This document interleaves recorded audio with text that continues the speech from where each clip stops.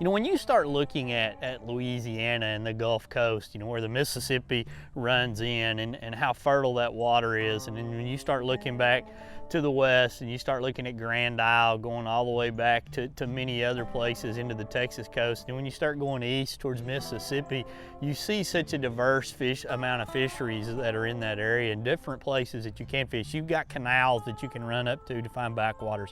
You've got wide open spaces along the beach, and then obviously for those guys that like to run offshore, there's some incredible offshore fishing that goes on there.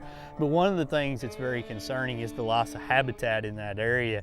I mean, it goes without saying that there's been a lot of natural disasters there, from hurricanes that are blasting in to the Deepwater Horizon type incidents. And the simple fact of the matter is the coast there is always under attack from Mother Nature and man. And you know, there's places and times where it's reported they're losing as much as 100 yards of marsh and shorefront over there literally every hour. And there's organizations out there that are constantly trying to protect that coastline and the fisheries that are there so that future generations have opportunities to come fish on them.